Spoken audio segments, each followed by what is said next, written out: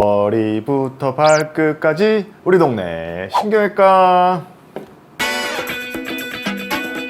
오늘 뭐가 궁금해서 부르셨나요? 아무 이유가 없이 무릎이 아픈 증세가 좀 있다고 주변 사람들도 그러고 저도 한번 경험을 한번 해봤거든요. 병원을 가도 이상이 없대, 무릎이 아무 이상이 없는데 통증이 계속 있습니다.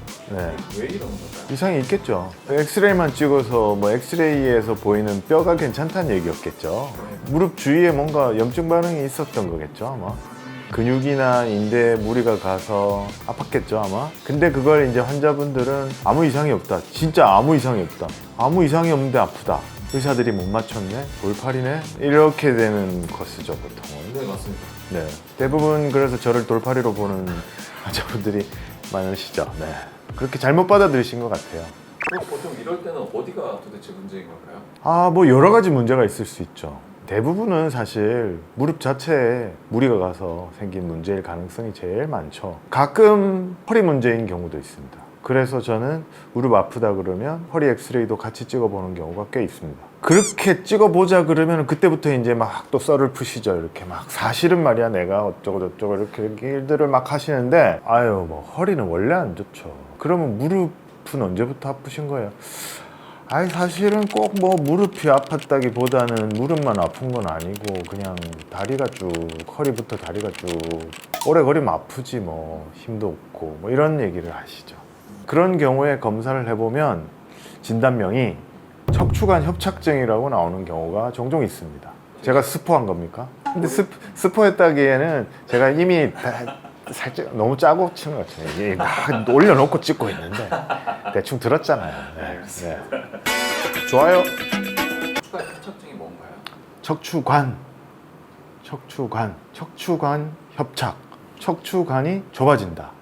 제 허리라고 생각하시면 여기 머리가 있고 이렇게 볼게요. 그러면 이제 머리부터 이렇게 쭉 내려오는 척수신경이 있습니다. 그래서 척수신경은 구멍을 통해서 이렇게 내려오죠. 각 레벨에서 가지를 칩니다. 이렇게. 그래서 허리에서 나오는 가지는 발까지, 발가락 끝까지, 발바닥 끝까지 가죠. 이 중앙에 있는 관도 척추관이고 이 옆에 있는 사이드에 있는 관도 척추관이라고 볼 수가 있는데, 이 관이 좁아지는 병을 척추관 협착증이라고 하게 되죠. 척추관이 좁아지면 무슨 문제가 생길까요? 척추관은 신경이 지나다니는 길인데 길이 좁아지면 눌리겠죠. 보시면 척추신경의 가지가 나오는데 그 가지가 나오는 구멍이 예를 들어서 지금의 반으로 좁아졌다, 반밖에 안 된다 그러면 움직이다가 어느 순간 탁 걸리겠죠. 자극이 되겠죠.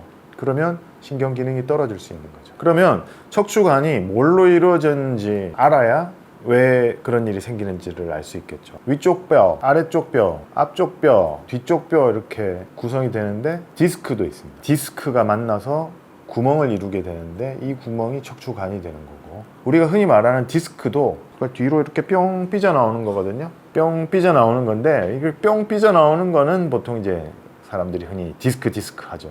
디스크 파열이 된 거고, 파열까지는 아니더라도 뒤로 이렇게 블룩하니 나오면, 아니면 터졌다가 다시 약간 쑥 들어가더라도 여파가 남으니까 척추관 쪽으로 디스크가 좀 삐져나오게 되겠죠. 이게 뒤쪽에 관절이 있습니다. 관절이 만나잖아요. 아래 위 뼈가. 이걸 후관절이라고 하는데, 후관절도 자꾸 쓰면 닳습니다. 닳으면 모양이 바뀝니다. 조금씩 지우개 닳듯이 이렇게. 근데 뼈니까 얘는 자라거든요. 그러면 손상을 좀 받으면 약간 자라납니다. 그러면 커지거든요. 뼈 자체가 모양이 좀 바뀌고. 근데 그 모양이 이 신경 가까이 이 방향으로 치고 들어오면 척추관 협착증이 되겠죠. 사람들이 가장 좀 무서워하는 것 중에 하나가 이것도 찍고 째고 수술해야 되는 거 아니냐 뭐 이렇게도 생각들을 많이 하실 텐데, 이 병증의 해결 방법은 수술이 되는 게 맞을까요? 수술해야죠. 협착이잖아요. 좁아졌잖아요. 넓히려면 어떻게 해야 돼요? 공사를 해야죠. 기계적인 접근이 필요한 거죠. 넓히려면 공사를 해야 됩니다.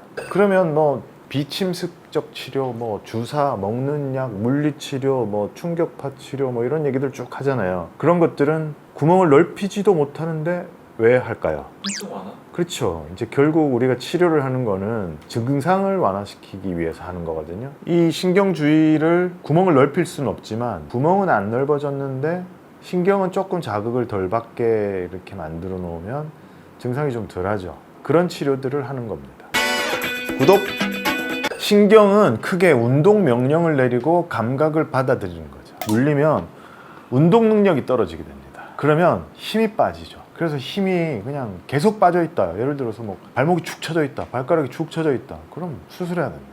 바로 수술해야 됩니다. 신경 중에서 감각신경이 먼저 침범을 받고 그 다음에 운동신경이 침범을 받거든요. 그러니까 감각이 먼저 문제가 생기고 그 다음에 운동이 문제가 생기는데, 운동이 영구적인 장애가 생길 정도로 계속 그렇게 돼 있다면 수술해야 됩니다. 그건 뭐 안 돼요. 빨리 수술하셔야 돼요. 제가 레지던트 때 얘기했어요. 레지던트 때도 알만큼 다 알죠. 다들 레지던트 전공이라 그러면 무시하실 수 있는데, 학교 졸업하고 실습도 다 했고 시험 봐서 의사 면허증도 있고 수술도 많이 들어가 봤고 1년에 한두 번 본가에 갔죠. 레지던트 때 집에 갔는데 아버지가 척추관 협착증인 거예요. 그냥 보고만 있어도 척추관 협착증인 거예요. 그래서 아버지 이거 빨리 뭔가 조치하셔야 될 것 같아요. 모시고, 이건 완전 아들백이죠. 아들백으로 교수님 진료 없는데 교수님 연구실에서 진료를 했어요.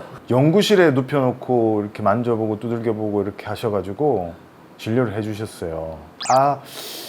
아직 수술하긴 좀 아깝고 조금 지켜본 다음에 수술해야 될 수 있겠다라고 말씀드리고 집에 보냈거든요. 그래서 다음 휴가 때 내려갔더니 분명히 그때 다시 그러고 병원 오라 그랬는데 안 오신 거예요. 가니까 약간 쩔뚝거리고 있는 거예요. 해야 되겠어요. 그래서 제가 몇 번을 말씀드렸어요. 아버지 이거는 수술하셔야 돼요. 그날 교수님 연구실에서 들으셨지만 뭐 이렇게 지금 이 상황이니까 이럴 때 오라고 한 거고 이거 수술하셔야 되겠다.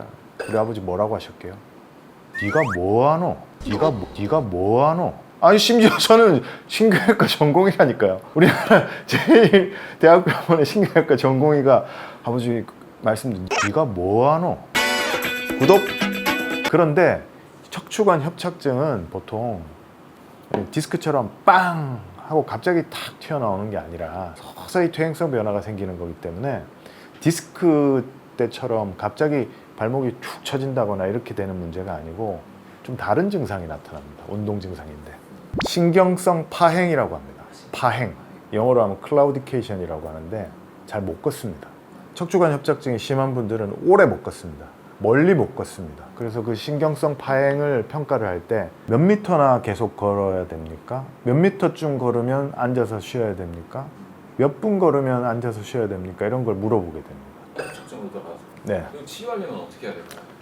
치료하려면 그 대증 치료, 증상에 대한 치료를 하는 거죠. 허리가 아프면 허리를 안 아프게 하면 되는 거고, 오래 못 걷는다 그러면 조금 골치가 아픕니다. 감각보다 운동이 나중에 온다고 조금 심한 경우인 거죠. 아까 이제 우리가 공사라고 표현했는데 기계적으로 뭔가 제거를 하는 거죠. 아까 주사 같은 경우는 화학적인 거고, 허리 이제 이렇게 누워 있으면 의사가 보고 이렇게 누워 있으면 이 환자의 신경 근처 구멍으로 접근을 해야 될 거 아니에요. 접근을 하려면 뼈를 좀 따내야 됩니다. 뼈를 좀 제거를 해야 됩니다. 시원하게 많이 제거를 하면 더 감압이 많이 되겠죠. 그래서 신경 감압술을 기본적으로 하는데, 감압을 많이 하게 되면 기둥이잖아요. 우리 몸의 기둥인데 기둥에 막 여기저기를 막 쑤셔놔요. 잘못하면 내려앉겠죠. 그걸 이제 척추 불안정성이라고 하는데, 불안정성이 생길 정도의 큰 공사를 하게 되면 보강 공사를 또 해야 됩니다. 척추가 흔들흔들, 기둥이 흔들흔들하면 기둥에 보강 공사를 좀 하는 거예요. 뭘로 고정을 하느냐? 나사를 박는 거죠. 사실은 그렇게도 고정하지만 결국 뼈는 자라잖아요. 그래서 인공뼈라든지 아니면 자기 뼈 조각이라든지 이런 걸 좀 넣어가지고 뼈를 붙이는 거예요. 다시 구멍 내고 나서 또 그 주위에 어딘가를 또 붙이는 거예요. 디스크를 이렇게 떼내고 나면 뻥 빌 거 아니에요, 여기가. 그럼 여기를 뭔가 집어넣어요. 뼈라든지 뭔가 케이지라든지 인공 구조물을 넣어가지고 두 뼈를 통뼈로 만들려고 하거든요. 통뼈를 만들고 나면 뭔가 넣어놨는데 흔들리면 안 될 거 아니에요. 어떻게 하면 되겠어요? 고정합니다. 나는 본드 얘기일 줄 나올 줄 알았는데 맞습니다. 고정을 합니다. 그래서 척추를 고정하게 돼요. 시간이 지나면 얘 두 개가 통뼈가 됩니다. 붙어버려요. 그러면 기둥이 튼튼해지겠죠. 감압은 됐고 기둥은 튼튼해지고 클리어 좋아지겠죠. 그렇게 좋은 걸 왜 수술하지 말라 그럴까요, 사람들이? 이런 부작용이 있기 때문에. 그렇죠. 빙고! 통뼈를 붙이잖아요. 그러면 어떤 일이 생길까요? 얘들이 원래 하던 역할을 못 할 거 아니에요. 그럼 어떻게 되겠어요? 위아래로 분산될 거. 그렇죠. 와, 똑똑하다. 얘가 일을 안 하면, 얘가 일을 게을리하면 아래 위에 애들이 일을 더 많이 해야 돼요. 예를 들어서 여기 두 개를 붙여 통뼈를 만들었어요. 그러면 얘가 일을 안 하니까 얘가 일을 하고 얘가 일을 하고 더 많이 일을 해야 돼요. 그러면 얘나 얘가 빨리 고장이 나가겠죠. 그래서 척추 고정술을 한 다음에 몇 년간 잘 지내시다가 한 10년쯤 지나면 아래 위가 고장이 나는 경우가 있어요. 그러면 공사를 또 해야 돼요. 그럼 공사했다 쳐요? 그럼 또 하면 되지. 그러면 얘랑 다 통뼈로 만들어요. 그럼 얘가 하나도 못 움직여요. 그럼 어떻게 될까요? 이렇게 뻣뻣하게 다니겠죠. 그렇죠. 그래서 안 할 수 있으면 웬만하면 척추 고정술은 피하는 게 좋긴 합니다만 꼭 필요할 때는 어쩔 수 없이 하는 거죠. 저는 그런 고난이도 척추 수술을 제가 연구하지 않아서 수술을 할 줄 모르니까 저는 어떻게 될까요? 어떻게든 수술 안 하고 해보려고 애를 씁니다. 보통 사람 마음이 그렇잖아요. 수술 안 하고 싶잖아요. 그런 분들 저한테 오시면 돼요. 제가 어떻게든 수술 안 하고 어떻게 잘 해보려고 애를 쓰거든요. 근데 또 사람이 쫄보예요. 수술을 해야 될 시기에 안 해가지고 문제가 생기면 안 되잖아요. 그래서 이건 꼭 수술하셔야 돼요. 빨리 가서 수술하셔야 돼요. 이런 얘기는 또 잘 해드리거든요. 그리고 또 제가 인간관계가 좋아요. 제가 또 척추 수술 잘 하시는 분들을 여러 알아요. 그래서 그분들한테 가시라고 이렇게 잘 써드리죠. 이렇게 이분한테 가서 수술 잘 받으세요. 이렇게. 척추 수술은 꼭 해야 되는지 다시 한번 신중히 생각할 필요가 있고 꼭 필요할 때는 하시면 좋습니다. 그리고 잘하는 분들한테 가면 효과가 아주 좋아요. 아, 조성준이 맨날 뭐 주사나 맞고 뭐 물리치료 하자고 그랬는데 와 진작 수술할 걸 이런 분들이 있어요. 또 할 때는 해야 됩니다.